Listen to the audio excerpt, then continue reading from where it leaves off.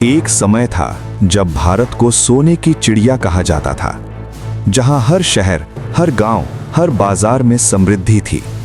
लेकिन फिर एक दिन कुछ लोग आए व्यापार के नाम पर, और धीरे धीरे उन्होंने इस देश की रगों से खून तक चूस लिया। ये कहानी है भारत की सबसे बड़ी लूट की, जिसे अंजाम दिया अंग्रेजों ने। क्या आप जानते हैं कि 1700 के समय भारत दुनिया की सबसे बड़ी अर्थव्यवस्था था और 1947 तक ये दुनिया के सबसे गरीब देशों में बदल गया? कैसे हुआ ये सब? क्या सच में अंग्रेज सिर्फ शासन करने आए थे या कुछ और? साल 1600 जब अंग्रेजों की ईस्ट इंडिया कंपनी भारत आई, उनका मकसद था व्यापार। उन्होंने कहा, हम सिर्फ मसाले खरीदने आए हैं, लेकिन असलियत वो भारत को समझने आए थे, कमजोरियां ढूंढने आए थे। धीरे धीरे उन्होंने भारतीय राजाओं के बीच फूट डालना शुरू किया, एक को दूसरे के खिलाफ खड़ा किया। और फिर साल 1757 प्लासी की लड़ाई। यही वो दिन था जब भारत की किस्मत बदल गई। प्लासी के बाद अंग्रेज सिर्फ व्यापारी नहीं रहे, अब वो शासक बन गए। उन्होंने भारत के खजाने पर कब्जा कर लिया।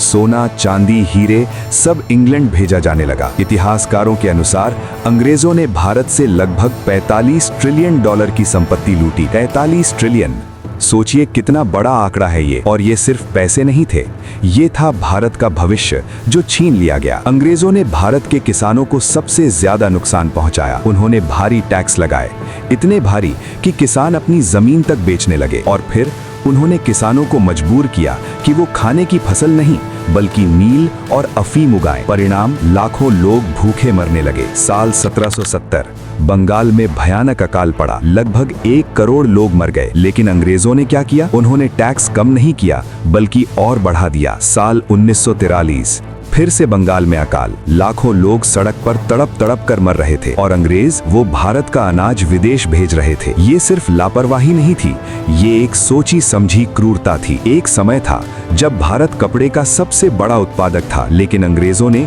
भारत के उद्योगों को खत्म कर दिया। उन्होंने भारतीय बुनकरों के हाथ तक कटवा दिए। क्यों? ताकि इंग्लैंड का माल भारत में बिके। और हुआ भी यही, भारत जो कभी निर्यात करता था वो आयात करने लगा। अंग्रेजों ने सिर्फ पैसा नहीं लूटा, उन्होंने हमारी सोच भी बदल दी। उन्होंने हमें सिखाया कि हम कमजोर हैं, हम पिछड़े हैं, और यही सबसे बड़ी जीत थी उनकी। लेकिन भारत चुप नहीं बैठा। 1857 का विद्रोह पहली चिंगारी थी। फिर आए महान स्वतंत्रता सेनानी, जिन्होंने अंग्रेजों की नींव हिला दी। 200 साल तक भारत को लूटा गया। हमारी संपत्ति, हमारी संस्कृति, हमारा आत्मविश्वास सब छीन लिया गया। लेकिन हमने हार नहीं मानी। आज जब हम आजाद हैं तो ये जानना जरूरी है कि हमारी आजादी की कीमत क्या थी, और ये भी कि इतिहास को कभी भूलना नहीं चाहिए। भारत की वो सच्चाई जो आज भी छुपाई जाती है। अंग्रेजों की सबसे बड़ी ताकत क्या थी? ना उनके हथियार, ना उनकी सेना, बल्कि उनकी चालाकी। उन्होंने भारत को हराने के लिए एक ऐसा हथियार इस्तेमाल किया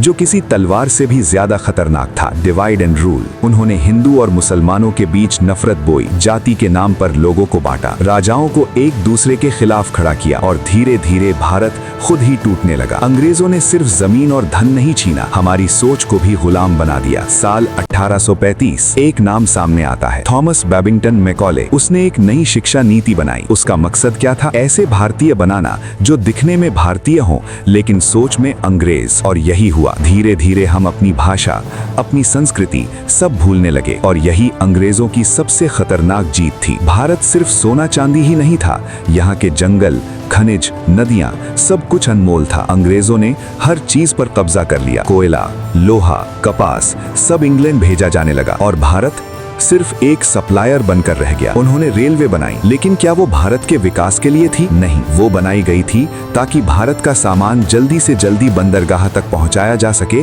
और फिर इंग्लैंड भेजा जा सके। अंग्रेजों ने एक और चाल चली, कानून की। उन्होंने ऐसे कानून बनाए जो सिर्फ उनके फायदे के लिए थे। अगर कोई भारतीय उनके खिलाफ आवाज उठाता तो उसे जेल में डाल दिया जाता, और अगर कोई अंग्रेज अपराध करता तो उसे बचा लिया जाता। न्याय सिर्फ नाम का रह गया था। 13 अप्रैल 1919 जलियांवाला बाग हत्याकांड। एक शांत सभा, जहां लोग अपने अधिकारों की बात कर रहे थे। तभी एक अंग्रेज अफसर आया, जनरल डायर, और बिना चेतावनी के उसने गोली चलाने का आदेश दे दिया। हजारों गोलियां निहत्थे लोगों पर, और कुछ ही मिनटों में जमीन खून से लाल हो गई। ये सिर्फ एक घटना नहीं थी, ये एक संदेश था कि अंग्रेज किसी भी हद तक जा सकते हैं, लेकिन अब भारत जाग चुका था। महात्मा गांधी के नेतृत्व में भारत ने एक नई लड़ाई शुरू की, सत्याग्रह, अहिंसा, और फिर 1942 भारत छोड़ो आंदोलन। अब अंग्रेज समझ चुके थे कि भारत को ज्यादा देर तक रोका नहीं जा सकता। आखिरकार 1947 में भारत आजाद हुआ। लेकिन क्या सच में सब खत्म हो गया था? नहीं। अंग्रेज जाते जाते